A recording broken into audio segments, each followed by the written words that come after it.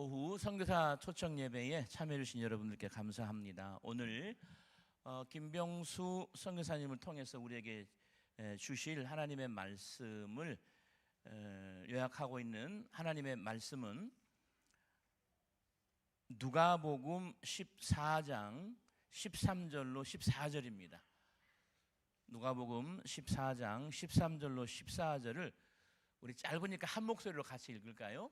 함께 읽겠습니다. 시작.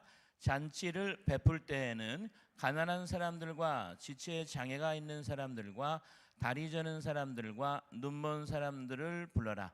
그리하면 네가 복될 것이다. 그들이 네게 갚을 수 없기 때문이다. 의인들이 부활할 때에 하나님께서 내게 갚아 주실 것이다. 아멘. 네, 안녕하세요. 환영해 주셔서 너무 감사합니다. 제가 가끔 이제 강의를 가거나 어디 특강을 하거나 그런 적은 있는데 이렇게 교회에서 이렇게 말씀이라는 주제로 이렇게 강단 안에 선다는 게 얼마나 두렵고 떨린다는 것인지 다시 한번 깨닫게 되었습니다. 정말 저는 이제 한국 OMF에 허입된 김병수 선교사입니다. 선교사가 점점 줄어들고 있고 또 선교에 크게 관심이 없는 교회들도 되게 많이 있을 텐데 이렇게 열방을 품으시고 또 매달 기도하시면서 많은 선교사님들을 후원하시는 이 한양교회는 어떻게 보면 하나님 나라의 확장에 기여하는 용맹한 그런 전사와도 같은 그런 교회인 것 같습니다. 왠지 느끼셨을 수도 있지만 저는 목회자가 아닙니다. 다만 하나님께서 주신 그 달란트를 가지고 열방을 향해 나아가고자 하는 평신도 선교사입니다. 오늘 읽은 그 누가복음 14장의 말씀은 제게 주신 또 우리 가정에게 주신 하나님의 말씀입니다.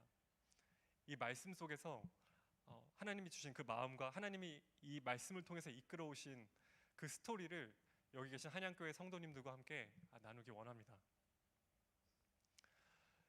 2011년에 어느 평범한 날이었습니다. 제가 동대문 역사공원 부근에서 길을 걷고 있었습니다. 근데 저 반대편에서 뭔가 조금 다른 느낌의 한 사람과 그 보호자가 같이 나란히 걸어오고 있었습니다. 지금 생각해보면 그 걸어오신 분이 발달 장애를 가지고 계신 분이라고 생각이 됩니다. 하지만 그 당시는 조금은 다르기만 하지 어떤 분이 조금 다른 시선으로 그냥 제 눈에 끌렸던 것 같습니다.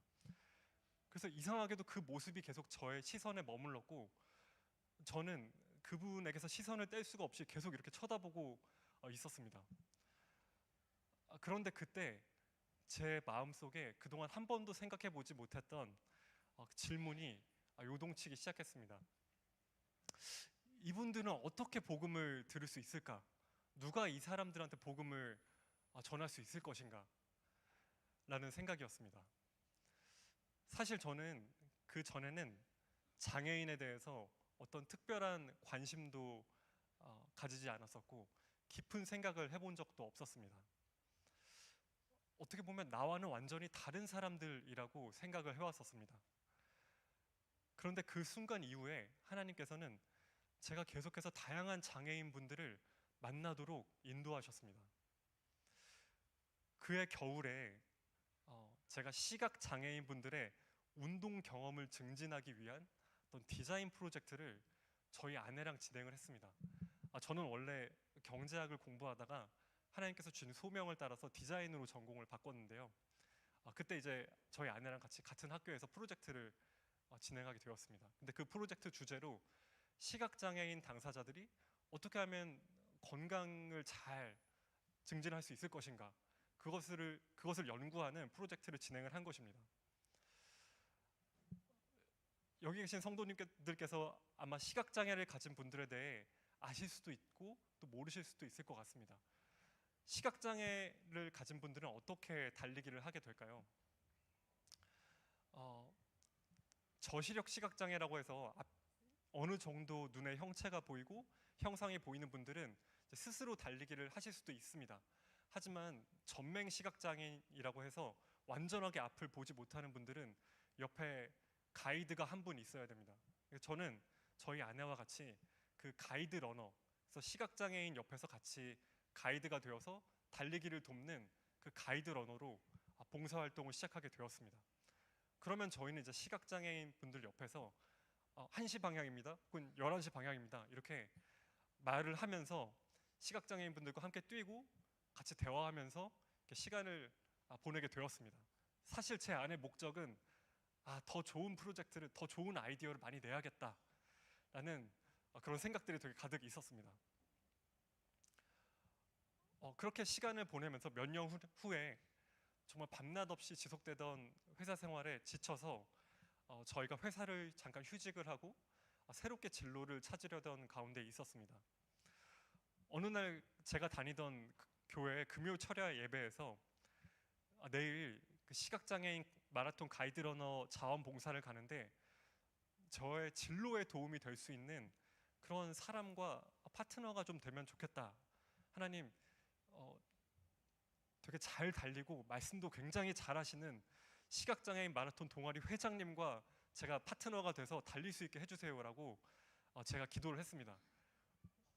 왜냐면은 아까도 설명을 드렸듯이 제가 좋은 아이디어를 내고 이 시각장애인 분들의 삶을 개선할 수 있는 뭔가 그런 비즈니스나 뭐 아이디어를 뭔가 생각을 하려고 했기 때문입니다. 그래서 그렇게 좋은 아이디어를 주실 수 있는 분과 같이 달리기를 하면은 그분에게서 내가 뭔가 아이디어를 얻을 수 있지 않을까 생각을 했습니다.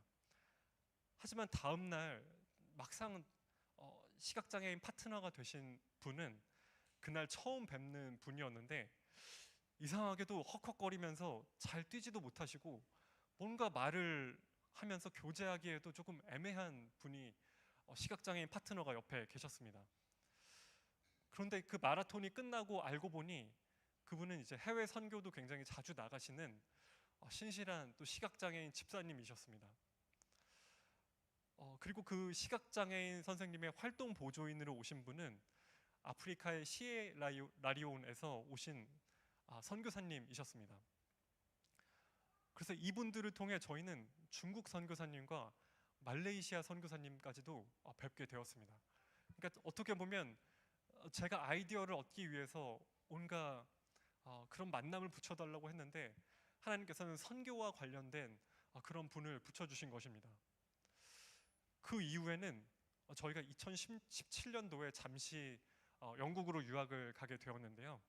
유학을 준비하면서 딱 한 달 동안 있었던 그 영어 학원에서는 케냐 선교를 준비하고 계셨던 그 선교사님이 저희 뒷자리에 앉아 계셨고 그분은 이제 케냐 선교 이후에 지금까지도 저희와 굉장히 오랜 8년간 교제하고 또 잘 지내고 있는데 현재는 이제 국제 아프리카 내지 선교회 한국 본부의 디렉터를 맡고 계십니다.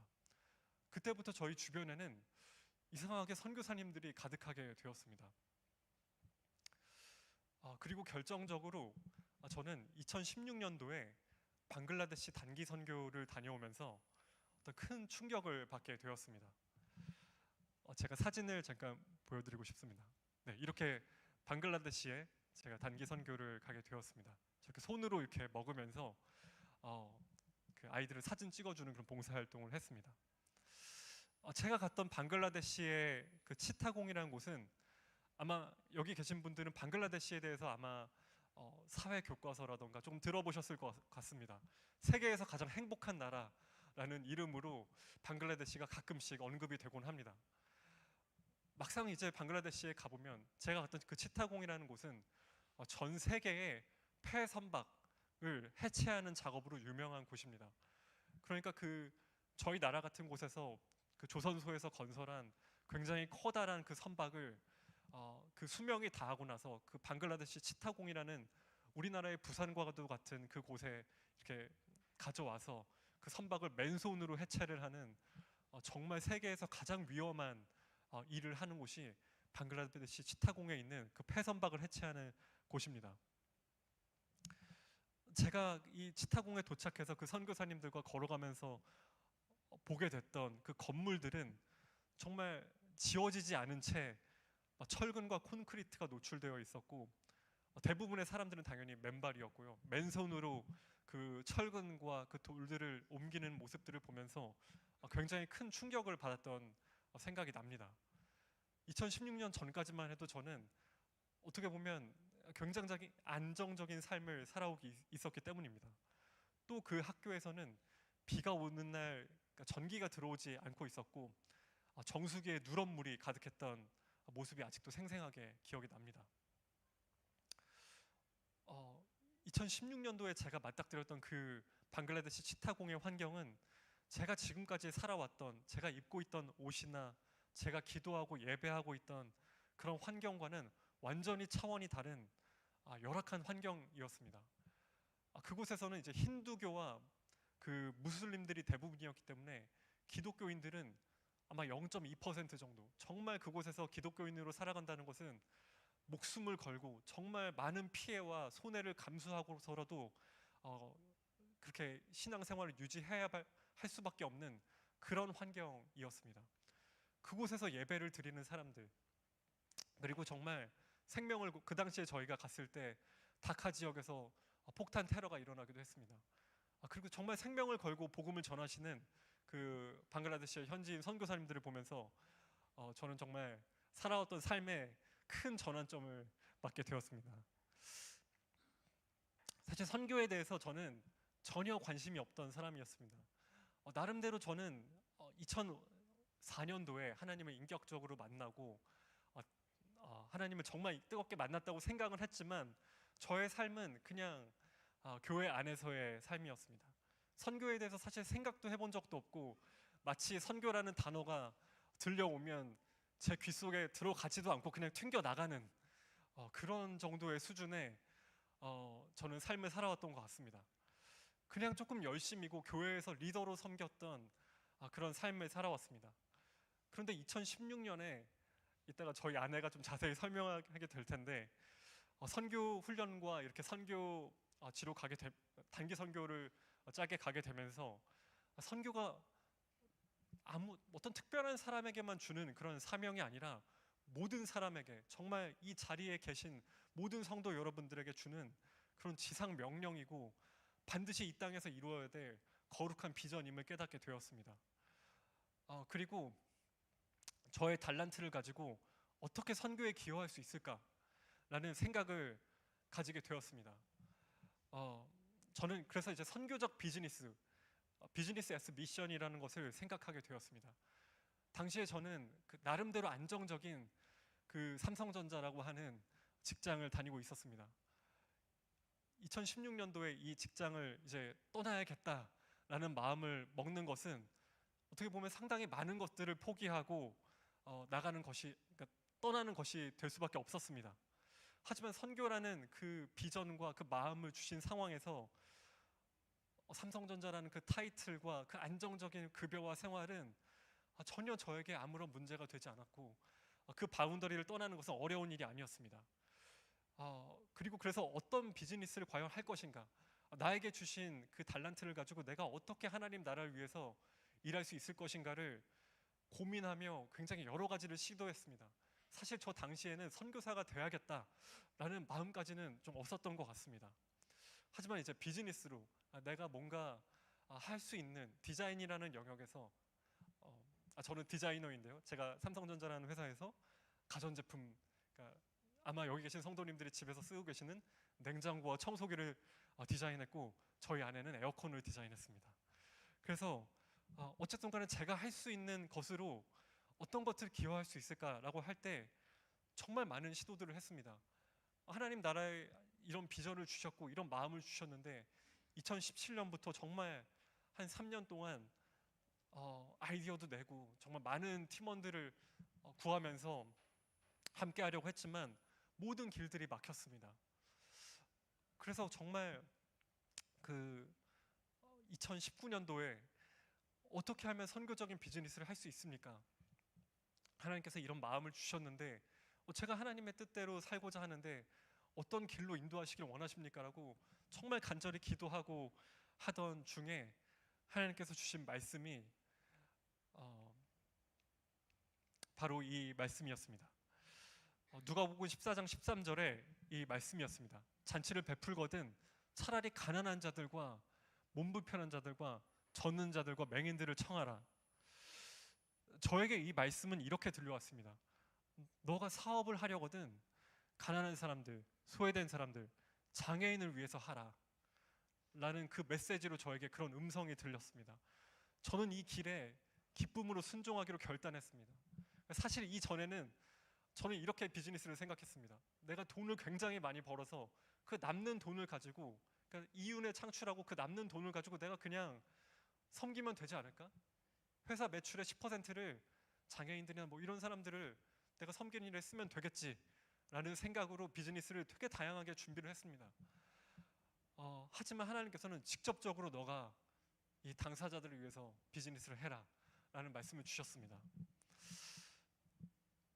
아마 이 가운데서 이런 메시지를 받으셨다면은 정말 난감하실 것 같습니다. 저도 굉장히 물론 장애를 가진 사람들에 대해서 많은 관심이 있었고 많은 고민들을 해오고 있었지만 과연 장애라는 주제를 가지고 내가 무엇을 할 수 있을까라고 정말 막막한 시간이 그때부터 시작됐습니다. 일단 회사를 제가 창업을 했습니다. 나름대로 준비를 해서 회사를 창업을 했고 2020년에 제가 하나님이 주신 그 사명을 이뤄간다, 미션을 이뤄간다 라는 뜻으로 미션잇이라는 회사를 창업했습니다. 나중에 그 인터넷에서 검색하시면 홈페이지가 나옵니다. 미션잇이라는 회사입니다. 당시에 저는 장애인과 비장애인을 가진 분들이 함께 워크숍을 해가지고 아이디어를 내서 좋은 그런 교육 프로그램을 만드는 그런 아이디어를 가지고 한번 비즈니스를 시작을 해야겠다라는 생각을 가졌습니다. 하지만 2020년이 어떤 해인가요? 아마 모두들 아실 것입니다. 코로나가 창궐하던 시기였습니다. 교육 프로그램으로 제가 어떤 아이디어를, 그러니까 비즈니스를 하고 싶었는데 교육을 하려면 사람들이 모여야 되는데 코로나가 터졌으니 저는 아무것도 할 수가 없었습니다. 그래서 2020년, 2021년, 2022년까지도 저는 한 푼의 수익도 나지 않았습니다. 편의점에서 이제 아침에 3,000원짜리 도시락을 먹으면서 혼자서 일을 했던 생각이 납니다. 그 당시 가장 힘들었던 것은 제가 다니고 있던 그 삼성전자라는 회사에 있던 동기들과의 비교였습니다. 동기들은 그런 코로나던 어떤 주변의 상황과 상관없이 정말 안정적으로 회사 생활을 잘 하고 있었는데 저는 2년, 3년 차가 됐는데도 돈을 한 푼도 못 벌면서 대체 내가 뭘 하고 있는 건지, 하나님을 제가 원망하지는 않았지만 제 스스로가 너무나 괴롭고 힘들어서 잠도 잘 못 자고 또 우울했던 그런 경험들이 있습니다. 그런데 하나님이 어떤 분이신가요? 하나님은 그 3년의 시간 동안 제가 이렇게 일하고 있는 줄 몰랐던 그런 주변의 환경 속에서도 장애와 관련된 분야의 중요성을 키워가고 있으셨습니다. 그러니까 장애인 접근성이라고 하는데요. 그 접근성을 높인다는 것은 어떤 제품과 서비스와 공간에서 소외되어 있는 사람들은 말 그대로 접근 가능하게 만드는 것입니다.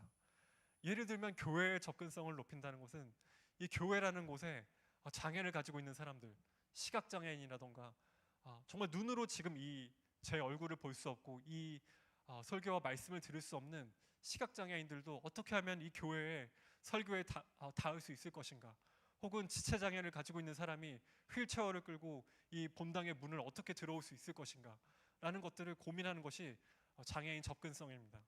근데 그런 것들을 저는 2020년부터 오히려 그 매년 2019년부터라도 고민을 하기 시작했지만 저만 고민하고 있는 줄 알았는데 하나님께서는 2020년부터 많은 글로벌 기업들이 이것들을 고민하고 생각할 수 있게 만드셨습니다. 그래서 2020년 한 여름부터 저는 한 번도 회사를 운영하면서 뭐 마케팅이라는 것을 해본 적이 없었는데 어떻게 하나님께서 저희 회사를 알고 뭐 삼성전자라던가 현대자동차라던가 최근에 뭐 넷플릭스라던가 그런 기업들이 저희 회사를 찾아와서 프로젝트를 함께 진행하고 그 장애인 접근성을 위해서 같이 연구를 하기 시작했습니다. 이 분야가 2022년부터 한국 사회에서 되게 중요해지는 가운데 정말 하나님께서는 웨이메이커이시고 아무도 보이지 않았던, 주목하지 않았던 그 길을 하나님께서는 열어가시는구나 라는 것을 경험하게 되었습니다. 그래서 제가 이 뒤편에 있는 것처럼 저희는 시각장애 당사자분들과 정말 어르신들 혹은 난독증이나 ADHD를 가지고 있는 사람들을 연구하고 이 사람들을 위해서 디자인하는 그런 회사를 하고 있습니다. 간단하게 제가 지금까지 회사를 운영해 오면서 진행했던 프로젝트를 짧게만 보여드리면요. 이렇게 시각장애인들이 화장품 용기를 사용하는데 샴푸와 린스를 구분할 수가 없습니다. 그러면 어떻게 하면 샴푸와 린스를 시각장애인들이 구분하게 할 수 있을 것인가? 혹은 저렇게 산소 호흡기를 끼고 정말 팔을 움직일 수 없는 사람이 앱을 어떻게 쓸 수 있을 것인가? 여기 계신 분들은 아마 앱이나 핸드폰을 다 잘 쓸 수 있겠지만 저렇게 팔의 한쪽을 20cm 정도만 움직일 수 있는 저런 사람들은 정말 쓰기가 불편합니다. 근데 어떻게 하면 핸드폰을 개선할 수 있을 것인가? 혹은 정말 인지력이 조금 낮은 사람들, 발달 장애인들은 어떻게 요새 그 패키지 그 샴푸 용기의 그 영어들을 어떻게 잘 이해할 수 있을 것인가? 뭐 어떻게 손으로 잘 누를 수 있을 것인가? 뭐 그런 것들도 있고요. 그리고 이런 장애를 가지고 있는 사람들이 미술관에 서울시립미술관에 더 잘 이렇게 올 수 있도록 그런 접근성을 높이는 그런 가방이나 이런 제품들도 만들었습니다. 네, 쉽게 어떻게 미술관을 이용할 수 있을 것인가? 미술관에 대한 안내서를 저렇게 점자 형태로 시각장애인들도 미술관에 잘 닿을 수 있도록 공간을 이해할 수 있도록 이렇게 저희가 디자인을 했습니다. 또 발달 장애인들과 장애를 가지고 있지 않는 사람들이 함께 어울릴 수 있는 그런 놀이터도 저희가 이렇게 디자인을 했습니다. 저희 하빈입니다. 네. 그리고 뭐 시각장애인과 관련된 다양한 전시도 진행을 하고 언어와 관련된 전시와 또 저희가 이런 주제들을 가지고 다양한 책들을 내게 되었습니다. 네. 그래서 오늘 저희 회사에 지금까지 제가 6년간 회사를 운영을 하다가 저를 항상 믿고 지지해준 제 아내는 올해 초에 다니던 회사를 그만두고 저희 회사에 합류를 해서 같이 일을 진행하고 있고 저희는 이 사명을 캄보디아에서도 이뤄가길 기도하면서 준비하고 있습니다. 오늘의 두 번째 본문에서는 그리하면 그들이 갚을 것이 없으므로 내게 복이 되리니 이는 의인들의 부활 시에 내가 갚음을 받겠음이라 하시더라라고 되어 있습니다. 그러니까 잔치에 가난한 자와 안 못 보는 자와 몸 불편한 자들을 초청하라. 그리하면 그들은 갚을 것이 없기 때문에 이들의 부활 시에 내가 갚음을 받을 것이다라고 말씀을 합니다. 이것은 어떤 의미이겠습니까? 이 땅에서의 상급을 바라며 살아가는 것이 아니라 보이지 않는 영원한 하늘나라의 상급을 위해서 이들을 초청하라는 것입니다. 여러분들은 무엇을 위해 일하십니까?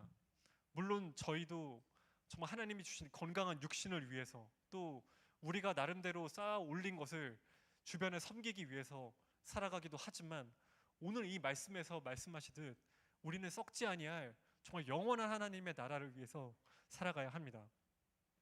이 땅에서의 보상이 아니라 영혼을 섬김으로 얻게 되는 그 하늘나라의 보상을 바라보면서 보이지 않지만 얻게 될 그 영광스러운 면류관을 위해서 살아가는 것이 우리가 살아가고 돈을 벌고 어떤 삶을 살아가는 목적이고 이유라고 생각을 합니다. 제가 작년에 캄보디아에 갔을 때 기억에 남는 한 가지 장면이 있습니다. 빈민가의 마을에서 이제 학교를 세워 교육을 하는 그런 사역을 하고 계시는 선교사님이 계셨습니다. 그 작년에 그 단기 사역을 마무리하고 이 선교사님을 이제 축복해드리는 그런 시간을 갖게 되었습니다. 저를 포함한 굉장히 많은 사람들이 이 선교사님을 가운데 모셔두고 이제 박수를 치는 또 그리고 축복하는 기도를 하는 그런 시간이었습니다. 그런데 그 선교사님을 가운데 모시고 주변에 둘러싸고 있는 사람들을 보게 됐을 때 그 분들 중에는 대기업의 대표이사님도 계셨고 대형 로펌의 변호사님도 계셨고 의사 선생님도 계시고 정말 세상에서 스펙으로 따진다면 저 같은 사람들은 명함을 내기도 어려울 만한 대단한 분들이 박수를 치고 계셨습니다. 그런데 그분들은 박수를 치는 분이고 박수를 받는 분은 세상의 기준에서는 정말 아무도 알아주지 않는 이 변방나라의 작은 도시 빈민가에서 학교를 운영하고 계시는 파킨슨 병에 걸려가지고 다리를 절고 낮에는 몇 시간씩 누워야 하시는 그런 선교사님이셨습니다. 저는 이때 크게 깨달은 것이 있었습니다. 천국에서의 박수는 누가 받겠습니까? 그 박수는 오직 썩지 아니할 것을 위해 살아가는 사람에게 주어집니다. 저는 한국에서 지난 6년간 장애인들이 살기에 더 나은 환경을 만들기 위해서 이렇게 다양한 것들을 하면서 살아왔습니다. 하지만 이 말씀에 의지해서 더 소외된 곳, 더 가난한 곳으로 가고자 합니다. 저희가 가게 되면 좀 어떤 일들을 하게 될까요?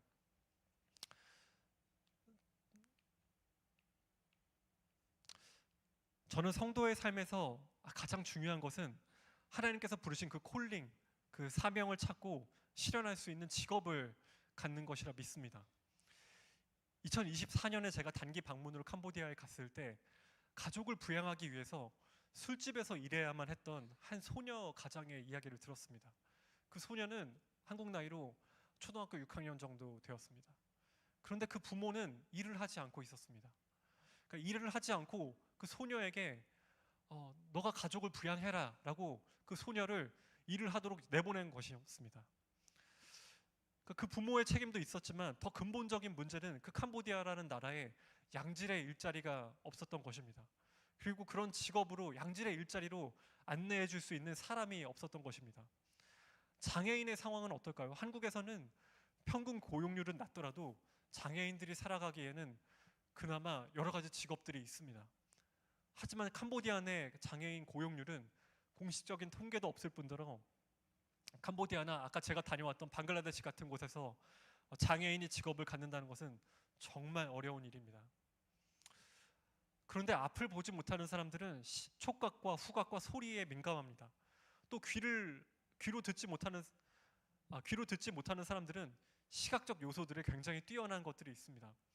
하나님께서는 누구나에게 달란트를 주셨고 장애를 가진 사람들도 자신들만의 역량을 개발할 수 있도록 또 반드시 그 주신 달란트를 이용할 수 있도록 자립할 수 있는 그런 능력과 마음을 주셨습니다. 그래서 저희는 현지의 상황에 맞게 그 장애인들의 역량을 개발하고 직업을 가질 수 있는 그런 환경을 만드는 것을 목표로 하고 있습니다. 또한 엑셀러레이터이자 코치로서 캄보디아의 현실 문제를 스스로 해결해 나갈 수 있는 그런 스타트업들을 저희가 양성하고 양육하는 그런 청년들을 세우는 일들을 하고자 합니다. 이런 직업적 소명 의식을 발견하기 위해 중요한 것은 모든 것들은 저희 이런 신앙 고백 안에서 이루어져야 하지만 우선적으로 또 중요한 것은 지적 자극입니다. 제가 방문했던 프놈펜과 시엠릿에 있는 도서관들은 시설은 굉장히 잘 갖춰져 있었지만 정작 콘텐츠가 매우 부족했습니다. 한글 그림책이거나 몇 권의 영어책만 그 도서관의 시설에 그냥 놓여져 있을 뿐입니다. 캄보디아어로 되어 있는 양질의 책은 한 권도 없었습니다. 정말 드물게 있었습니다. 그래서 저희는 그렇게 양질의 책이 없었다는 것이 너무나 안타까웠습니다.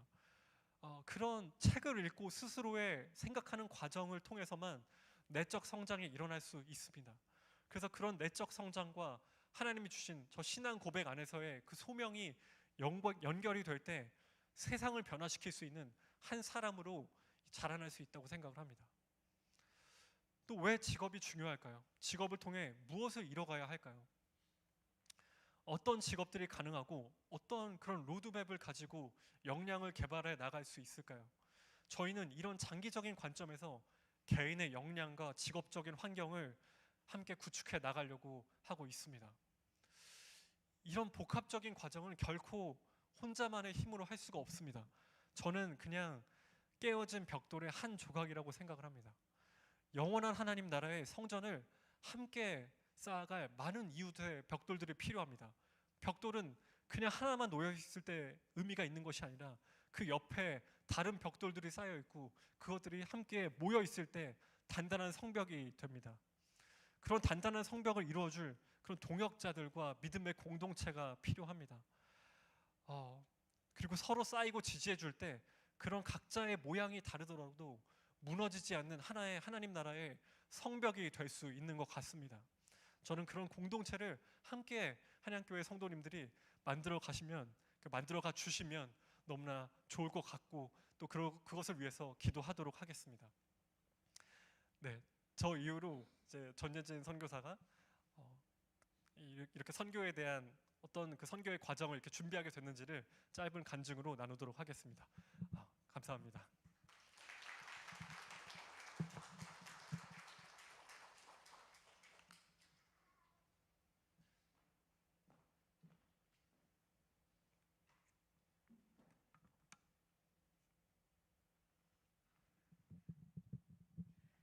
안녕하세요. 전예진 선교사입니다. 제가 선교사라는 이름으로 교회 강단에 서는 것이 처음이라서 제가 대학 시험을 볼 때보다 아니면 회사 입사 면접 때보다 혹은 대표이사 보고 때보다 더 무섭고 떨립니다. 그래서 저 같은 게 감히 선교사라는 이름으로 불려도 되는지 부끄럽지만 너희를 부르시는 이는 미쁘시니 그가 또한 이루시리라 라고 하신 데살로니가전서 5장 24절 말씀에 의지하여 하나님께서 저를 인도하셨던 일들을 이 자리에서 나누고자 합니다. 저는 어렸을 때 좀 조숙한 아이였던 것 같아요. 제가 기억에 한 7살 때인가 왜 나는 세상에 태어났을까를 고민했던 기억이 납니다. 그때 제가 해바라기를 바라보면서 인간은 꿈을 이루기 위해서 사나 보다라고 나름대로 답을 내렸어요. 그때 제가 꾸었던 꿈은 디자이너가 되는 거였습니다. 그때 그림을 그리는 걸 너무 좋아해서 미술학원에 갔는데 화가가 되고 싶다고 했더니 선생님께서 화가는 먹고 살기 어려우니 디자이너가 되라 라고 알려주셔서 디자이너가 뭐라는 직업인지도 모르면서 디자이너가 되겠다고 꿈을 꾸기 시작했습니다. 그때부터 제가 살아가는 이유는 이 디자이너가 되는 꿈을 이루기 위해서였습니다. 그런데 아버지께서 홧김에 회사를 그만두신 후 다시 직장을 구하기가 어려웠고 가정의 형편이 점점 어려워졌습니다. 그래서 부모님의 반대로 제가 가고 싶다고 했던 예중도, 예고도, 미대 입시도 결국 다 하지 못하고 평범한 인문계 대학 심리학과에 진학을 했습니다. 그때 하나님 제가 돈 벌어서 학비를 낼 테니 미대 가게 해주세요 라고 울면서 기도를 했었는데 그로부터 딱 10년 후에 27살이 돼서야 디자인 학교에 다시 가게 되었습니다. 그때는 이제 선교 단체에서 훈련을 받으면서 우리의 모두에게 주신 사명은 자기가 있는 자리에서 자비량 선교사가 되는 거라는 깨달음을 얻고 난 이제부터 하나님을 위해 살아야겠다라고 고백을 한 후였습니다. 그때 제가 정말 뜨겁게 하나님을 만나면서 회개를 했더니 교회 집사님이셨지만 교회에서 시험에 드셔서 교회를 떠나신 후에 10년간 매일 소주를 드시며 교회 욕을 하시던 아버지께서 새벽 기도를 나가기 시작하셨고 왜 하나님은 네 기도만 들어주니? 라고 원망하던 엄마가 아버지와 저를 따라 새벽 기도에 나가기 시작하셨습니다. 그리고 어렸을 때부터 교회를 계속 다녔음에도 나는 무신론자야, 신은 없어 라고 말하던 오빠가 예수님을 영접하고 온 가족이 신앙 안에서 변하기 시작했습니다. 그때 제가 훈련받던 선교 단체에 있던 언니가 입시 미술을 하지 않고도 갈 수 있는 디자인 학교가 있다고 알려주길래 그때 내일 학비도 없으면서 금식 기도를 하고 일단 지원을 했습니다. 근데 지원을 하고 학교에 붙고 나니 제품 디자인 과에 들어갔는데 제품 디자인이 도대체 뭘 하는 학문인지를 모르겠는 거예요. 그래서 하나님 이제 제 인생은 하나님을 위해 살겠다고 했는데 하나님 제품 디자인으로 하나님을 도대체 어떻게 하나님을 위해 살 수가 있을까요? 라고 기도하는 중에 하나님께서 출애굽기 성막 일꾼에 대한 말씀이 눈에 들어오게 하셨습니다. 좀 긴데 읽어보겠습니다.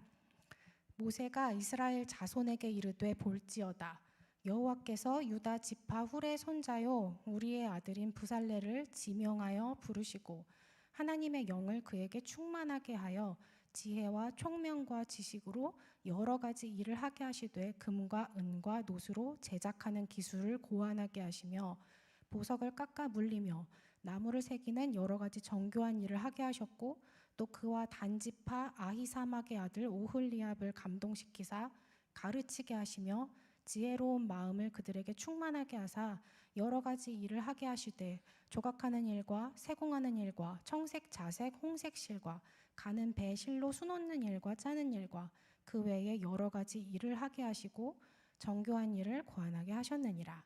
출애굽기 35장 30절에서 35절 말씀입니다. 출애굽기를 읽는 중에 이 말씀이 갑자기 번쩍 떠올랐습니다. 영어 성경을 찾아보니 이들은 디자인을 하고 그리고 다른 디자이너들을 가르치는 일을 한다고 영어로 쓰여 있었습니다. 그래서 그때 이 말씀을 보고 하나님이 나에게 성막 일꾼으로서의 비전을 주셨구나라는 걸 알게 되었습니다. 학교에 입학하면서는 또 배우자에 대한 말씀을 주셨습니다. 바울과 동역했던 브리스길라와 아굴라가 성막을 짓는 일을 하는데요.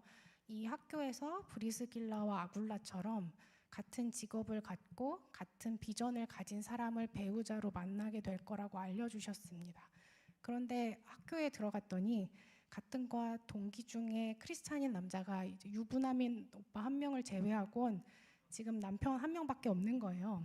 근데 처음에 이제 남편을 보고 2살 저보다 어리기도 하고 남편이 자기는 아우디를 타고 다니다가 35살에 결혼할 거라고 말하는 25살의 아주 세상적인 이 남편을 보고 하나님께 쟤는 아니잖아요 하고 제가 기도를 했었습니다. 그런데 하나님께서는 또 다 준비를 해 놓으셔서 이 학교를 다닌 동안 남편의 신앙을 계속 성장시키셨고 그래서 내 헛된 평생의 모든 날 곧 하나님이 해 아래에서 내게 주신 모든 헛된 날에 내가 사랑하는 아내와 함께 즐겁게 살지어다.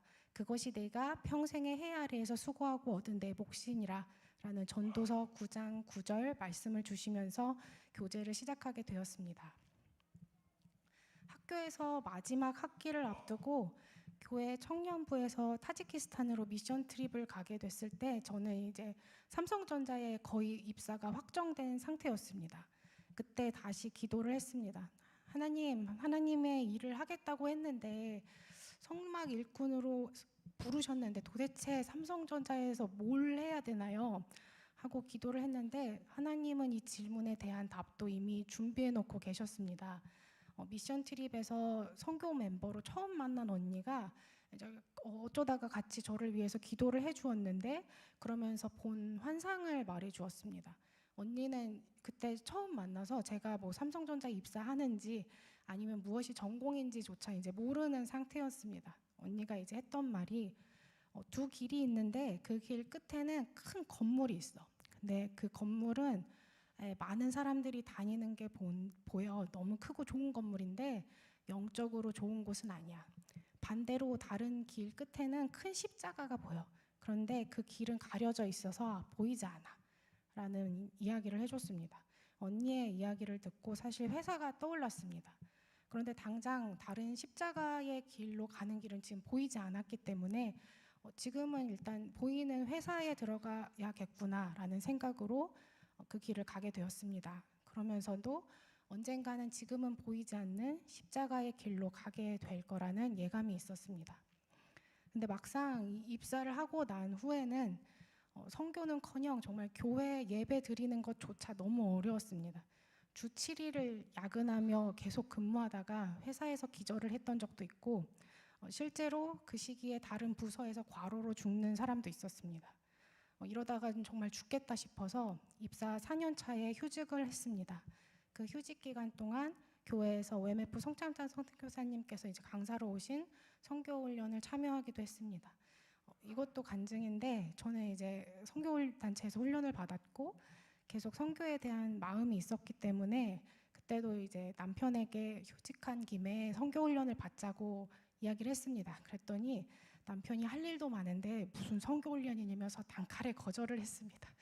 그래서 남편이 먼저 선교 훈련을 받자고 말하게 해달라고 기도를 했는데 집에 가는 길에 교회 셔틀버스에서 만난 집사님이 갑자기 선교 훈련을 받으라고 남편에게 막 얘기를 하시는 거예요. 그래서 갑자기 남편의 마음이 또 바뀌어서 선교 훈련을 받게 됐습니다.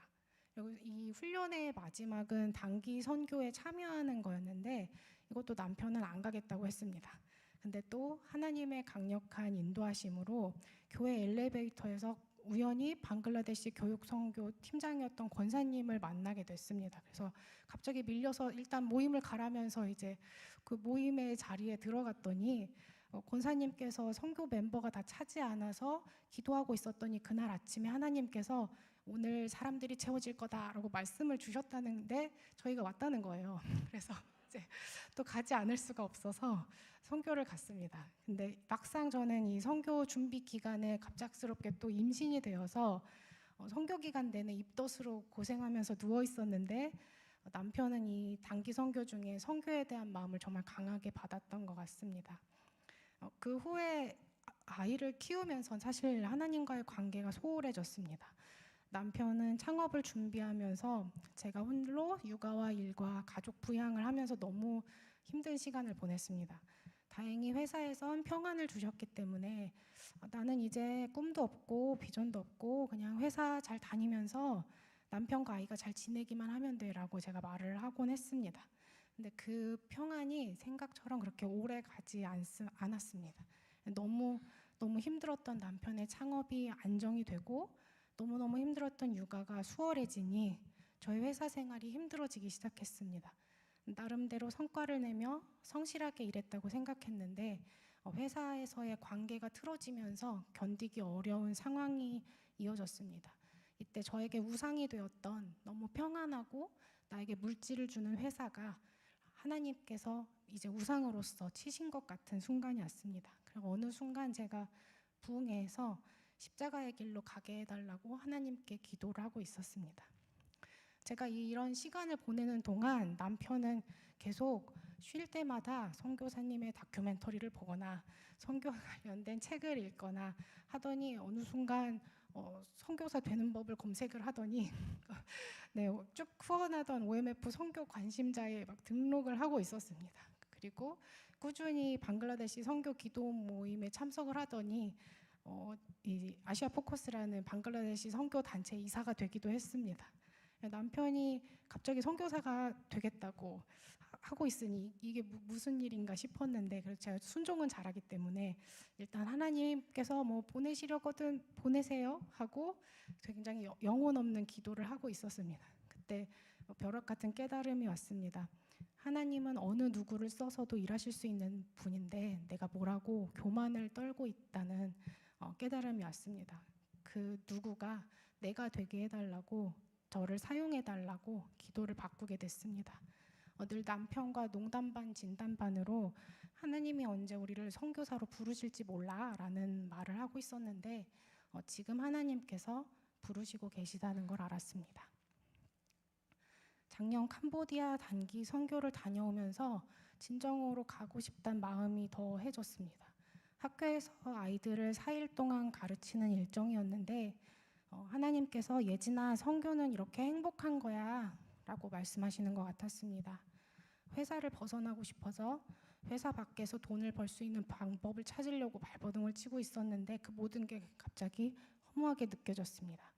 하나님께서 모든 것을 해결하신다면 무엇을 해야 하나? 돈 이상 돈을 벌 필요가 없다면 나는 무슨 일을 하고 싶을까? 죽음 앞에서 남는 건 무엇일까? 고민하면 할수록 하나님의 일을 하는 것밖에 없다는 답이 나왔습니다. 지나온 길을 이제야 돌아보니 나를 위해 살려고 했던 저를 하나님께서 어떻게 빚으시고 연단시키시며 하나님의 길로 준비시키고 이끌어 오셨는지가 보입니다. 가려져 있던 십자가의 길을 10년이 더 지난 후에야 보여주시며 부르고 계십니다. 너무 부족한 저를 부르셔서 선교사라는 이름으로 서기가 너무 두렵고 떨리지만 저 같은 사람도 부르시는 하나님이시기에 참으로 하나님의 부르심은 은혜일 수밖에 없구나라고 다시 느끼게 됩니다. 캄보디아 미션 트립을 다녀온 후에 하나님께서 이 말씀을 주셨습니다. 그들은 오래 황폐하였던 곳을 다시 쌓을 것이며 예로부터 무너진 곳을 다시 일으킬 것이며 황폐한 성읍 곧 대대로 무너져 있던 것들을 중수할 것이며 이사야 61장 4절 말씀입니다. 하나님께서 주신 성막 일꾼으로의 사명으로 무너지고 황폐해진 곳을 하나님의 나라로 세워가는 일을 하고 싶습니다. 네. 마지막으로 저희 가정을 위해서 기도를 부탁을 드립니다. 저희 가정이 이제 선교를 준비하는 과정 가운데 정말 끝까지 하나님 안에서 성령 충만하며 강건함으로 이 사역을 건강하게 끝마쳐 갈 수 있도록 기도를 부탁드리고요. 그리고 그래서 하나님께서 주신 저희의 사명들을 감당할 수 있는 능력을 주시길 기도 부탁드립니다. 그리고 저희 이제 딸 하빈이 역시도 선교지에서 선교에 잘 동참하며 온 가족이 모두 행복한 선교가 되길 기도 부탁드립니다. 감사드립니다.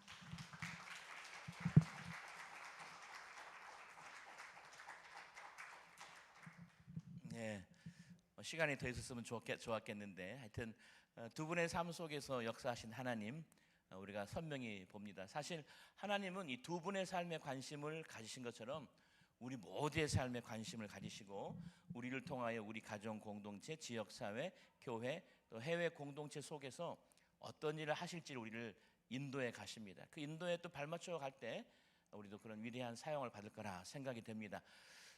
세 분이 점심시간에 목양실에 들어왔을 때 제가 두 분에게는 말 안 했어요. 두 분은 뭐 이미 인터뷰할 때부터 해외 영혼들을 섬길 준비가 다 되셨더라고요.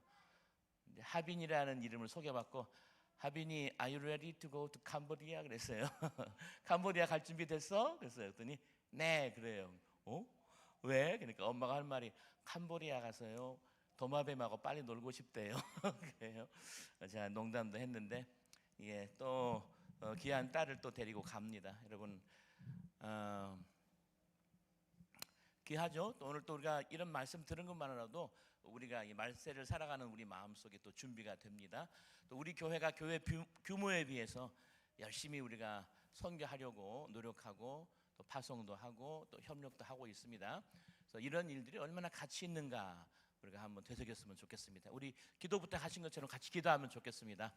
아마 내년 7월 정도 싱가포르 오리엔테이션 코스에 가실 거예요. 그러기 위해서는 파송 교회도 확정이 돼야 되고 많은 후원 기회도 생겨야 되고 또 여러 가지 할 일이 많으실 거예요. 또 OMF에서 계획한 그 과정들을 밟아가야 되고요. 또 하빈이 학교 문제도 또 하빈이 교육 문제도 하나님께서 다 관여해 주실 거로 생각됩니다. 위에서 함께 기도해 주시고요. 마지막으로 저에게 이렇게 말씀하기를 정말 하나님의 부르심에 순종하기 때문에 느끼는 행복한 선교. 그게 얼마나 고되고 힘들다 그게 중요한 게 아니고 행복한 선교. 내가 하나님이 부르신 그 일을 하고 있다는 그런 기쁨이 두 분에게 또 하빈에게까지 넘치도록 기도를 부탁하셨어요. 우리 한번 이 일을 위해서 같이 합심하여 기도하겠습니다. 주여 한번 부르고 기도합니다.